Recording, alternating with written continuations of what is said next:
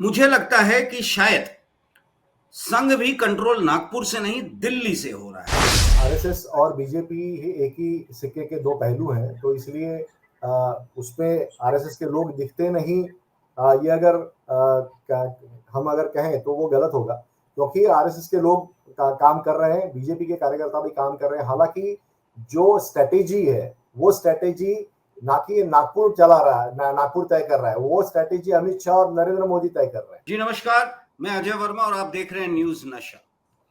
बिहार का चुनाव की तैयारियां तो हो चुकी थी। अब पहले फेज का चुनाव 6 तारीख को है, यानी कि मात्र 3 दिन बचे। सेकंड फेज 11 को, फाइनल रिजल्ट 14 को। Result final second phase is 11 तारीख को, फाइनल रिजल्ट 14 तारीख को।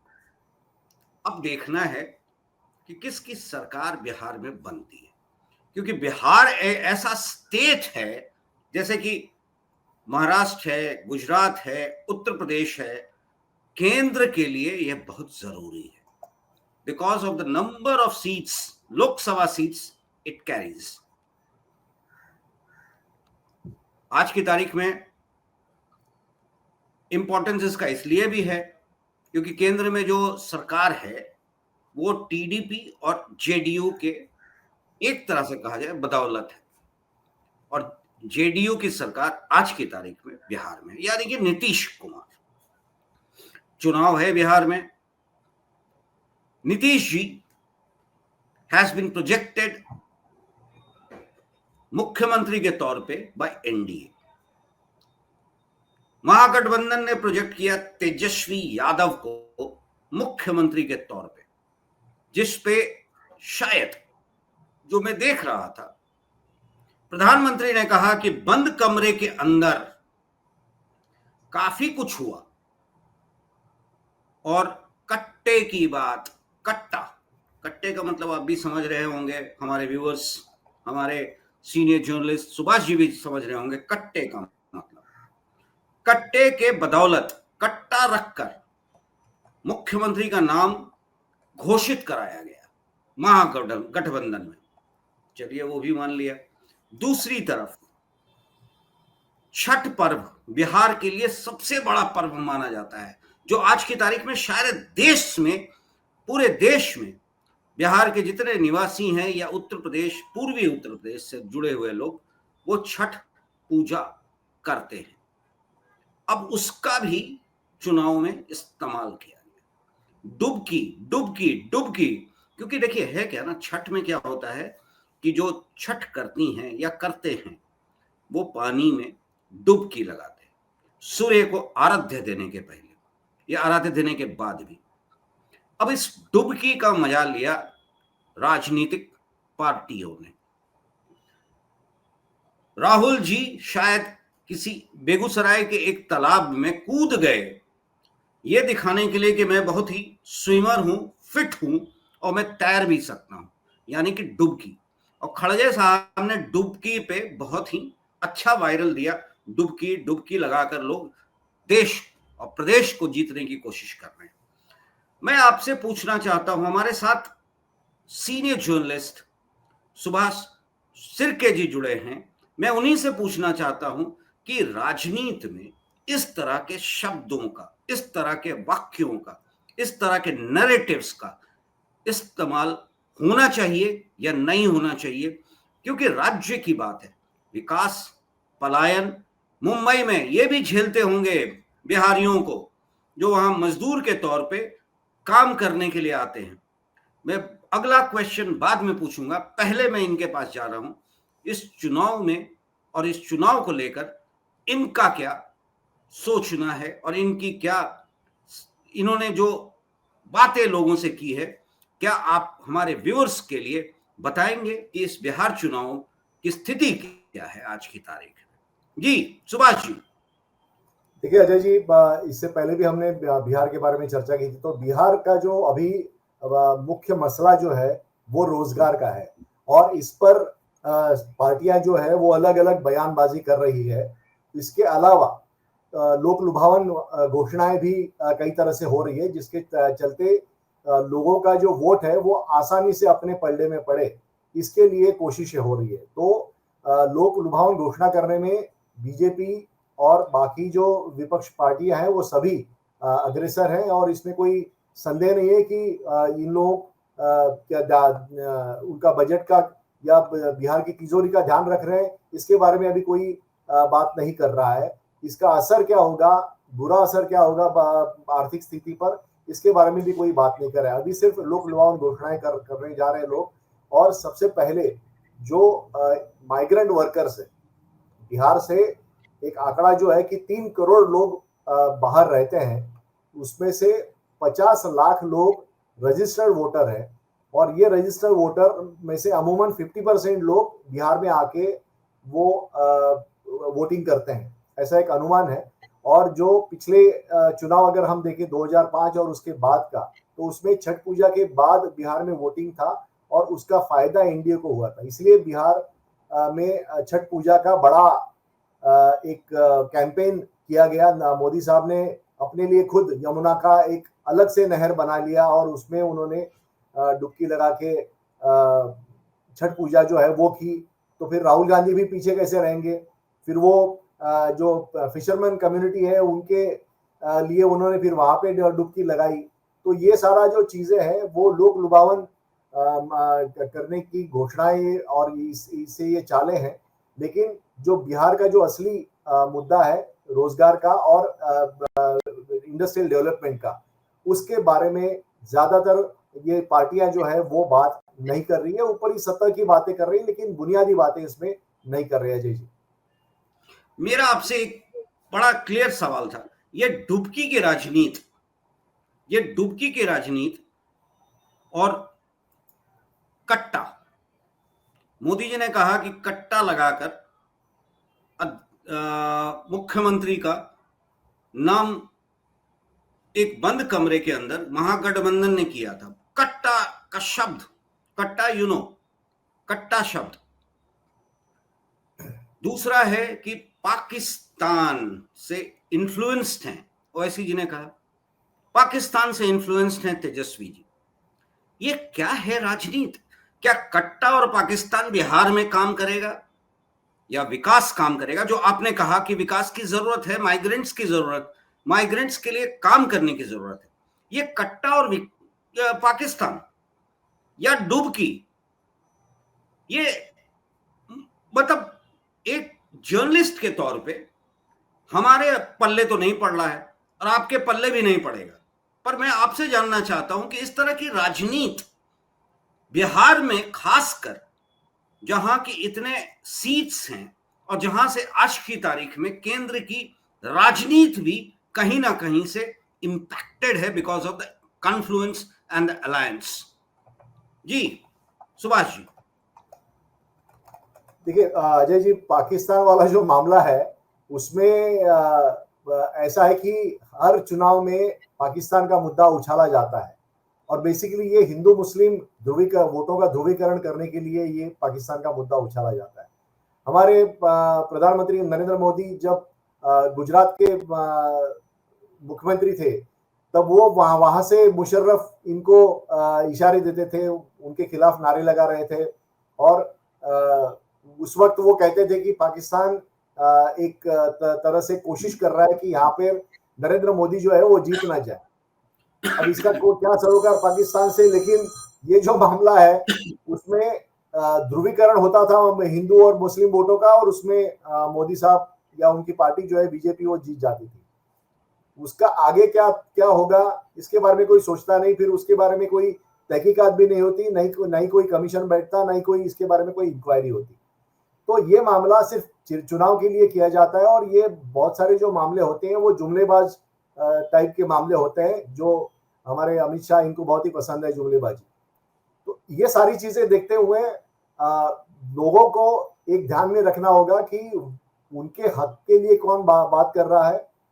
उनको रोजगार और इंडस्ट्रियल डेवलपमेंट अगर होगा, इंडस्ट्रियल डेवलपमेंट होगा बिहार में, तो उसका फायदा रोजगार बढ़ाने में होगा, और उसका फायदा अंतिमतः बिहार के लोगों को होगा, जो 3 करोड़ से ज्यादा लोग आज की तारीख में बिहार के बाहर मजदूरी करने के लिए उनको मजबूर करना पड़ा है सारे पॉलिटिकल पार्टियों ने। तो इसमें नीतीश कुमार इनका भी हिस्सा है, क्योंकि 20 साल से वही मुख्यमंत्री वहां पे बैठे हुए हैं। वो ये 3 करोड़ लोगों को बिहार में वापस नहीं लेके आए। उनके साथ एनडीए गठबंधन में वो है, तो एनडीए गठबंधन में कोई बड़ा सरकारी प्लांट भी वहां पे नहीं लगाए जिसके तहत कुछ हजारों लोगों को वहां पे रोजगार मिल सके, लेकिन ऐसा भी नहीं हुआ है। तो ये सारी चीजें, रामविलास पासवान की अगर हम बात करेंगे तो हाजीपुर में उन्होंने प्लांट लगाया था रेलवे का, उससे वहां पे रोजगार का काम हुआ, लेकिन वैसा कुछ चीज बाकी मोदी साहब के 2014 से अब तक के कार्यकाल में होता हुआ हमें दिखाई नहीं दिया है। अदानी साहब का कोई प्लांट वहां पे नहीं लगा हुआ है, या अंबानी साहब का कोई वहां पे रिफाइनरी का कोई प्लांट वहां पे नहीं लगा हुआ है। तो ये सारी चीजें देखते हुए जो बातें अगर वो इस बारे में करें दोनों पार्टियां की असल में वो कितने ये करना चाहते हैं, प्लांट वहां पे लगाएंगे, कितने रोजगार देंगे, तभी हम इसके बारे में कुछ कहेंगे कि हाँ वो बिहार के बारे में सोच रहे हैं। अभी तो सिर्फ ये लोक लुभावन घोषणा है जिसका बिहार के जनता पर कोई असर होने वाला नहीं है। आप ही के जवाब से मेरा एक सवाल उठता है, क्या इस देश की राजनीति या स्टेट की हो या केंद्र की हो, अडानी और अंबानी डिसाइड करेंगे कि उनका प्लांट कहां लगता है, या नंबर मिले या सीट्स मिले? ये अडानी और अंबानी हैं क्या? अजय जी, आप जानते हैं कि आज की तारीख में मोदी गवर्नमेंट की जितनी भी योजनाएं हैं उसका सबसे ज्यादा फायदा इन दो भाई लोगों को हो रहा है। एक अदानी साहब है और एक अंबानी साहब है। तो इनमें ही आज की तारीख में ताकत यह है कि वो बड़े प्लांट लगा सके, और सरकार उसको मदद करने के लिए बिल्कुल तत्पर रहती है। और इसका हमें अभी जो पॉलिसी चल रही है प्राइवेटाइजेशन की, पूरे डिस्कॉम की, यानी इलेक्ट्रिसिटी प्रोवाइड करने वाली जितनी भी कंपनियां हैं उनका सबका निजीकरण होने जा रहा है, और उसमें सबसे फायदा अदानी साहब को होने वाला है। तो ये जो सरकारी योजनाओं का फायदा लेने वाली उद्योगपति है, उन्हीं के पास आज की तारीख में धन है और वही वो प्लांट वहां पे लगा सकते हैं। या फिर मोदी साहब कहें कि ओएनजीसी वहां पे प्लांट लगाए, या कोई पावर कॉर्पोरेशन है वो उनका वहां पे प्लांट लगे। कोसी इतनी बड़ी नदी है, हमेशा वहां पे बाढ़ आती है, तो उसका कोई वहां पे उपाय ढूंढने के लिए काम करे। तो ये सारी जो चीजें हैं जो रोजगार देने वाली बात है उसके बारे में बात नहीं हो रही है, और ये डुबकी लगाने वाली बात और बाकी चीजें करने वाली बात, इससे बिहार के जनता को अंतिमता फायदा नहीं होगा। कुछ हाँ, उनके जैसे ये लोक लुभावन घोषणाएं हो रही है, पैसे देने की बात चल रही है, 10,000 रुपया बीजेपी दे रही है, 2,500 रुपया जो विपक्षी पार्टी है वो वादे कर रहे हैं, लेकिन इससे उनको 1 या 2 महीने पैसे मिलेंगे, उसके बाद उनका पैसा खत्म हो जाएगा। वो पैसा इस योजना से नहीं मिलेगा। महाराष्ट्र में उसका उदाहरण पहले भी हमने देखा हुआ।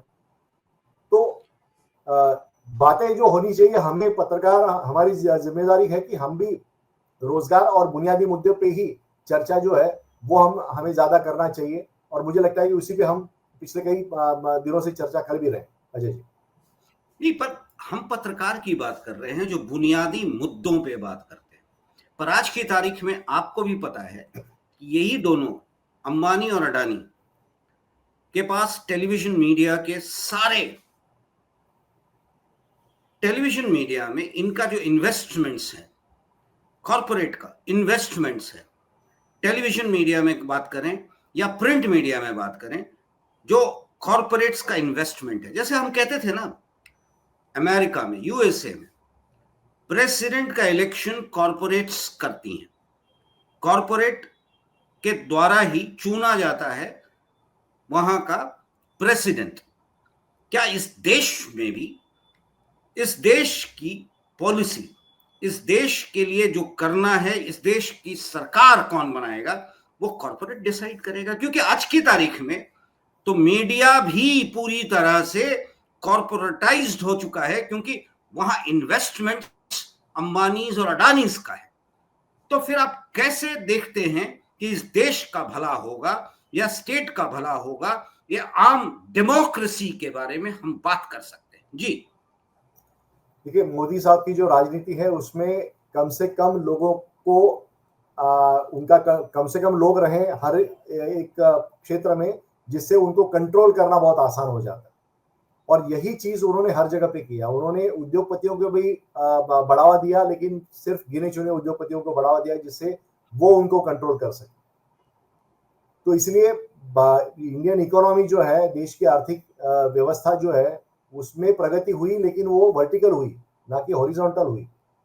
यानी कुछ चंद उद्योगपतियों के पास पैसे हैं आज की तारीख में, और बाकी जो क्षेत्र हैं, बाकी जो छोटे उद्योगपति या फिर जिसको हम एमएसएमई कहते हैं, medium small and micro enterprises, इनके पास पैसे नहीं है आज की तारीख में।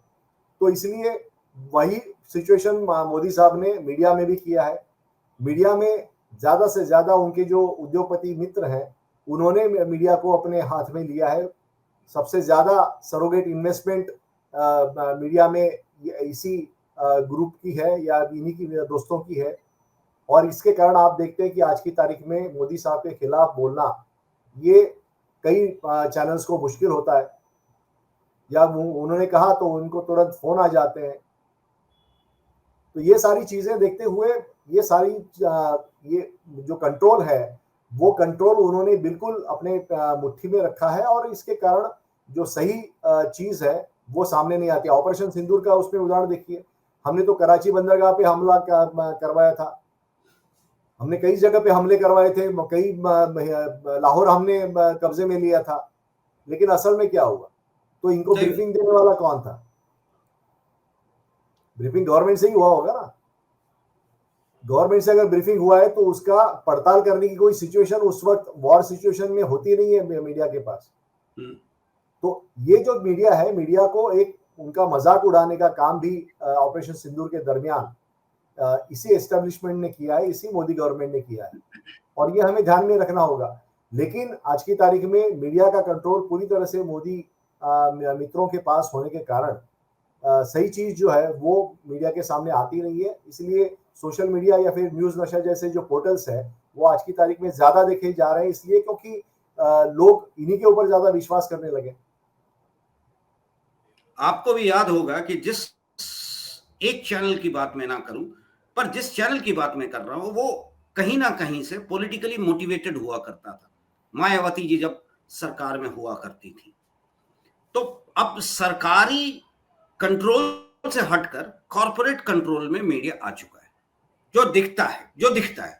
खैर, हम उस पर बात ना करें और हम आगे बढ़ते हैं अपने इशू पे कि इस देश में इकोनॉमी की बात आपने कहा कि वी आर एक ब्लॉक को ही फायदा मिल रहा है।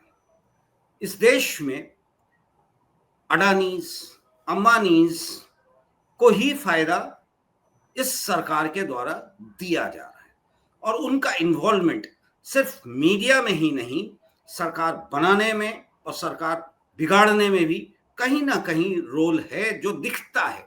With a disclaimer I am saying, आपको क्या लगता है कहीं ना कहीं इनका इन्वॉल्वमेंट बिहार में भी है क्या? क्योंकि एक नया नेता वहां खड़ा हो गया, पीके, प्रशांत किशोर। कौन है वो? जी सुभाष जी। देखिए अजय जी, आपने यहाँ पे ट्रांसपेरेंसी नाम की कोई चीज होती नहीं है जिस पॉलिटिकल जो डोनेशंस है उसके बारे में। और जब इससे पहले पॉलिटिकल डोनेशंस की बात हुई थी और किसने पीएम केयर को पैसा दिया, किसने बीजेपी को पैसा दिया, इसके बारे में जब सुप्रीम कोर्ट की वजह से जो सारी चीजें बाहर आ गई, उसमें तो ये तय हुआ था कि बीजेपी को किसने पैसा दिया और बाकी पार्टियों को कितना पैसा मिला। लेकिन अभी जैसे विदेश में होता है कि यूएस में तो पूरा सारा ट्रांसपेरेंसी होता है, वहां पे हर कोई है जो वो स्पेसिफिकली अलाइन होता है एक पार्टी के लिए। अपने यहाँ पे ऐसे होता नहीं है, और इसलिए प्रशांत किशोर को किसने पैसे दिए इसके बारे में आप और हमको जानकारी मिलने की संभावना नहीं है।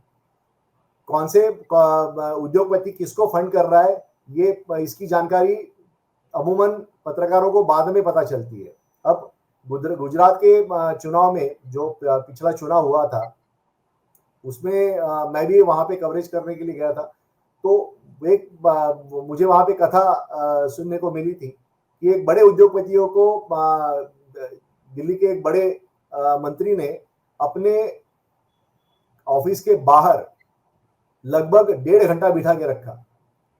उसके बाद ये जो उद्योगपति है वो भड़क गया और उसने फिर दूसरी जो पार्टियां हैं, विपक्षी पार्टियों को मदद करने की यानी उन्होंने प्रयास किए और उसमें उनकी जो सीटें हैं वो उसके कारण बढ़ी।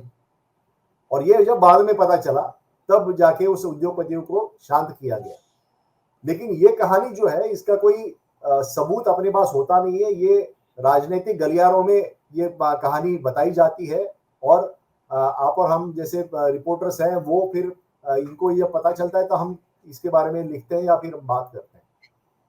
लेकिन आज की तारीख में ये होता है कि पॉलिटिकल पार्टीज जो है उनको पैसा लगता है, क्योंकि इतने सारे जो संसाधन जुटाने होते हैं प्रचार के लिए, उसमें कार्यकर्ताओं को भी पैसे देने पड़ते हैं। उनको आज की तारीख में कार्यकर्ता चिकन बिरयानी या वेज बिरयानी के अलावा वड़ा पाव खा के वहां पे काम नहीं करता।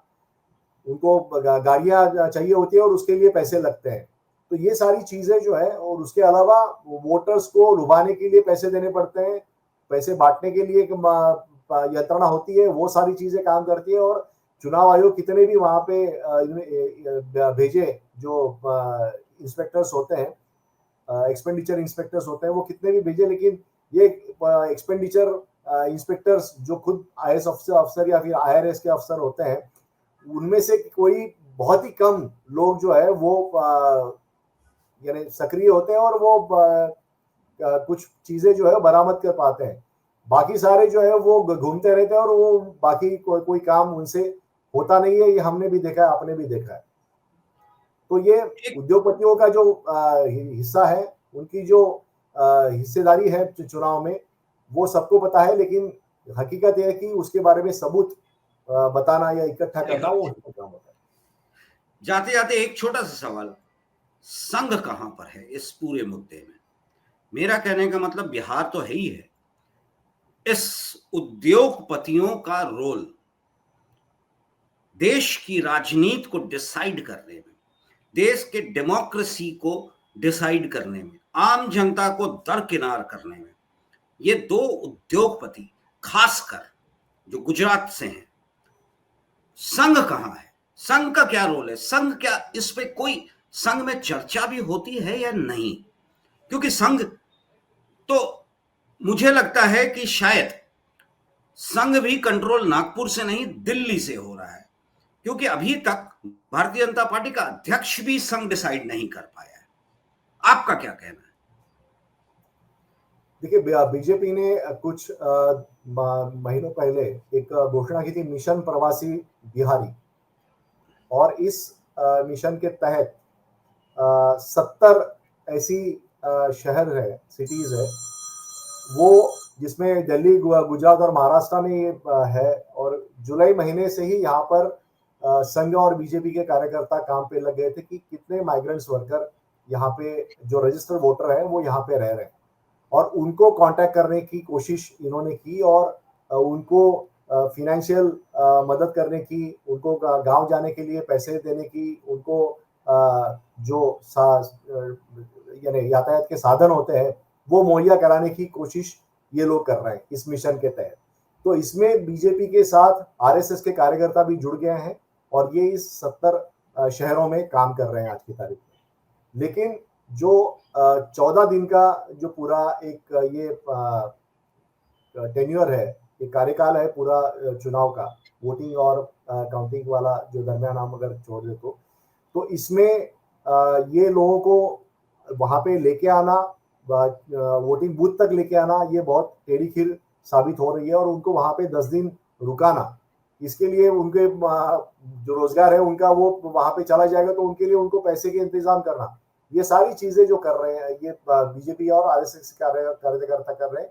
और इसमें काफी धन वहां पे का उपयोग हो रहा है, जो मुझे नहीं लगता कि इसके बारे में कोई हिसाब अभी बीजेपी देगी, क्योंकि पार्टी को कोई यानी उनके ऊपर कोई मर्यादा नहीं होती है वो कितना खर्चा करे, एक्सपेंडिचर करे। अजय जी। जी, अच्छा लगा, क्योंकि देखिए बिहार के चुनाव को देखते हुए ये कहा जा सकता है कि देश में क्या होने वाला है, क्या नहीं होने वाला है, 14 तारीख को बहुत कुछ डिसाइड हो जाएगा। क्योंकि अगर नीतीश जी मुख्यमंत्री नहीं बनाए जाते हैं एनडीए के जीतने के बाद, तो शायद केंद्र में भी उठापटक और उलटफेर की संभावनाएं हैं। सुभाष जी, इस पे आरएसएस, मैं जानबूझ के पूछता हूं आपसे, क्योंकि बीजेपी के डिसीजंस के पीछे लोग कहते हैं कि संघ का कहीं ना कहीं रोल होता है, पर अब तक पिछले 5 सालों में मैंने देखा और मुझे जो प्रतीत हुआ कि संघ कहीं दिखता नहीं है बीजेपी के साथ। एक लास्ट सवाल और इसी के साथ हम अंत करेंगे इस डिस्कशन। देखिए अजय जी, आरएसएस और बीजेपी एक ही सिक्के के दो पहलू हैं, तो इसलिए उसमें आरएसएस के लोग दिखते नहीं, ये अगर हम अगर कहें तो वो गलत होगा, क्योंकि आरएसएस के लोग काम कर रहे हैं, बीजेपी के कार्यकर्ता भी काम कर रहे हैं। हालांकि जो स्ट्रेटेजी है वो स्ट्रेटेजी ना कि नागपुर चला रहा है, नागपुर तय कर रहा है, वो स्ट्रेटेजी अमित शाह और नरेंद्र मोदी तय कर रहे हैं। तो ये फर्क आ गया है आरएसएस और बीजेपी में कि वहां पर जो चुनाव की रणनीति है वो अमित शाह और नरेंद्र मोदी फिक्स करते हैं, ना कि आरएसएस के जो नेता है वो तय करते हैं।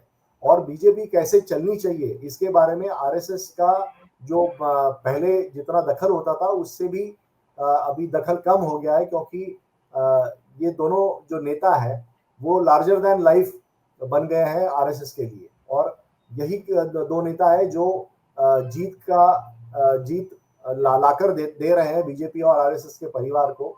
इसलिए उनको दुखी करना ये आरएसएस की बस की बात अभी नहीं है। इसलिए आरएसएस जो है वो हम कह सकते हैं कि वो नंबर 2 भूमिका में होता है जब चुनाव का मुद्दा होता है तब, और बाकी चीजों में आरएसएस कंट्रोल करने की सिचुएशन में कोशिश करता है। लेकिन नरेंद्र मोदी और अमित शाह इतने बड़े हो गए हैं कि वो अभी मोहन भागवत या बाकी जो कार्यकर्ता नेता होते हैं आरएसएस के, उनकी ज्यादा सुनते नहीं है। जो उनकी जरूरत है उतना वो सुनते हैं, लेकिन ज्यादा सुनते नहीं है। अजय जी नमस्कार, धन्यवाद बहुत बहुत।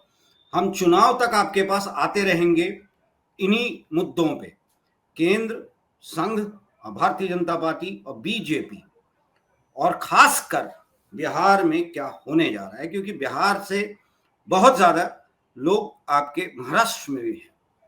आप उनसे जब बात करते हैं तो आपको पता है नब्ज क्या है बिहार का। जी धन्यवाद सुभाष जी। धन्यवाद। और आप हमसे जुड़े रहने के लिए सब्सक्राइब करें YouTube पर, फॉलो करें Twitter पर और लाइक करें Facebook पर। और ज्यादा जानकारी के लिए आपको टाइप करना होगा सिर्फ न्यूज़ नशा।